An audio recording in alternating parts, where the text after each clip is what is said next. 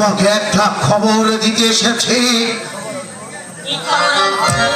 তোমার কীর্তি কাহিনী, তোমার মেয়ের স্বামী আর তার শ্বশুরকে আমি সব বলে এসেছি। বলে এসেছো? তোমার জন্য তাহলে মমতাকে স্বামীর ঘর ছাড়তে হয়েছে। কি বললে? স্বামীর ঘর ছাড়তে হয়েছে?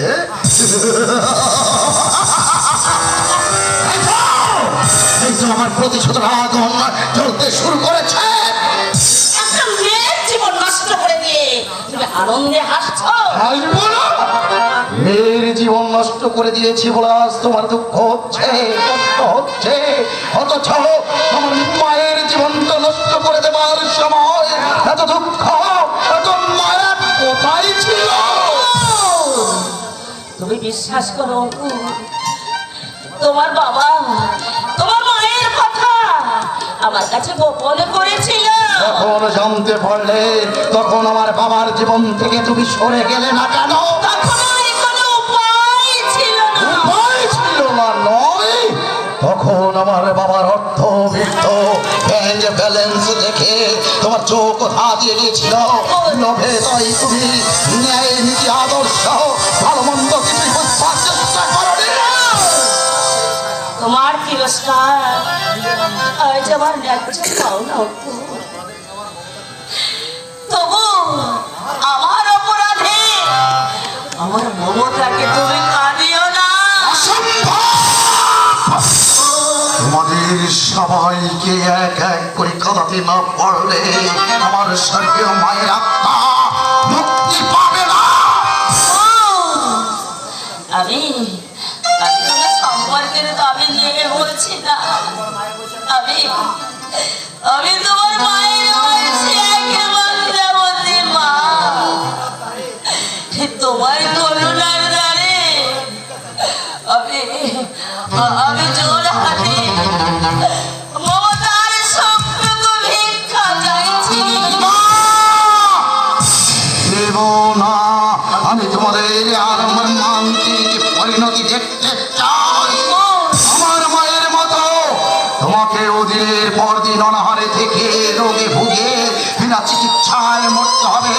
আমার একমাত্র ছেলে অভিষেক এক মুঠো ভাতের জন্য মানুষের দরজায় কুকুরের মতো ঘুরবে।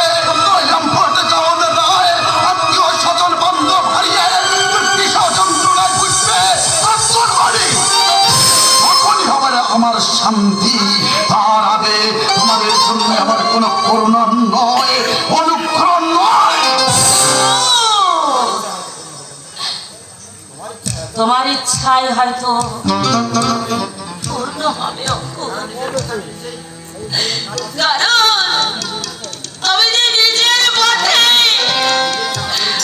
নিজেই মুঠো মুঠো কাঁটা ছড়িয়ে দিয়েছি, কাঁটা ছড়িয়ে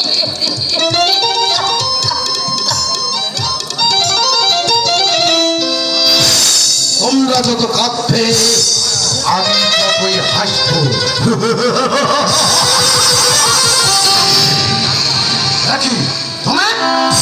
কাজটা বোধ হয় তুমি ঠিক করো।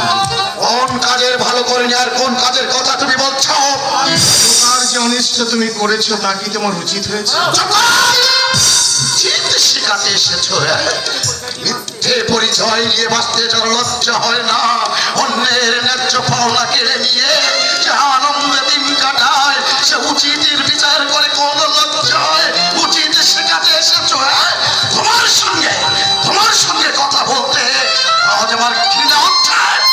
আমি কিন্তু তোমাকে ঘৃণা এবং শ্রদ্ধা দুই করি। নিজেই ঘৃণার পাত্র হয়ে তুমি আমাকে ঘৃণা করো। হ্যাঁ করি, যেহেতু তুমি কাপুরুষ। কাপুরুষ বলে পুরুষ হয়ে একটা মেয়ের জীবনের সুখ শান্তি কেড়ে নিতে তোমার বিবেকে এতটুকু বাধে। আজ সত্তা করে এই জন্যে লম্পট বাপকে তুমি ঘৃণা করো।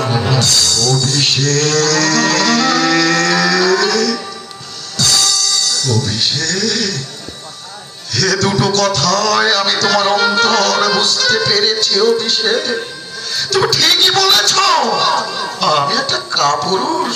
তাই তো বাবার প্রতি আমার অন্তরের আক্রোশটাই আমি তোমার মনের জীবনে ঢেলে দিয়েছি অভিষেক। আমি ভুল করেছি, আমি কথা দিচ্ছি আমাকে আমাকে তো ক্ষমা করো অভিষেক। আমি কথা দিচ্ছি আমার নিজের ভুল সংশোধন করে আমি ক্ষমা চেয়ে নেব অভিষেক। ক্ষমা ক্ষমা আমিও তোমার কাছে চেয়ে নিচ্ছি। আর মাত্র কদিন বাদেই কৌশলের বিয়ে। ওর বিয়েটা হয়ে গেলে আমি এ বাড়ি ছেড়ে চিরদিনের মতো চলে যাব। তখন পারো তো এই হতভাগ্য না জেনে তোমার আশ্রয়ে বাস করে যে অন্যায় করেছে, তার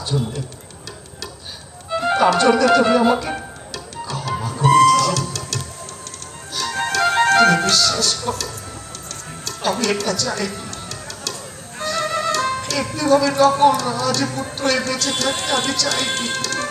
যা হয়েছে সব আমার অজান্তে হয়েছে।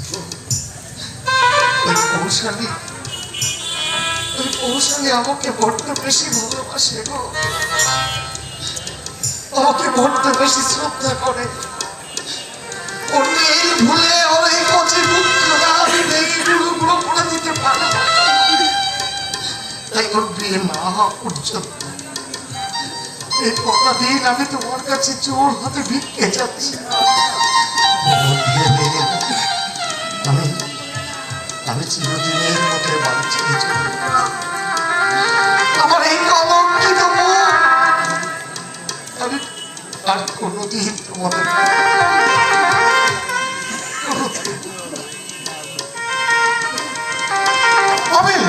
অভিষেক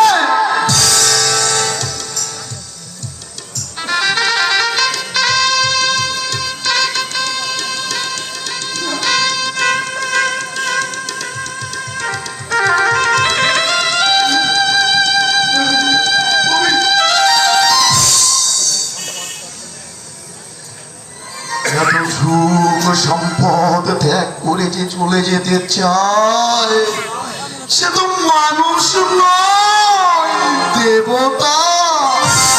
আর দেবতার বন্ধ দেবী হয় আমি সেই দেবীকে দুর্গতির মাঝে ঠেলে দিয়েছি। আমি ভুল করেছি। এখন আমি যাব ওই পবিত্র বাবুর বাড়িতে, পবিত্র বাবুর পা জড়িয়ে ধরে আমি বলবো মমতার মায়ের নামে আমি যা বলেছি সব মিথ্যা মিথ্যা মিথ্যা। তাতে হয়তো মিথ্যা বলা হবে কিন্তু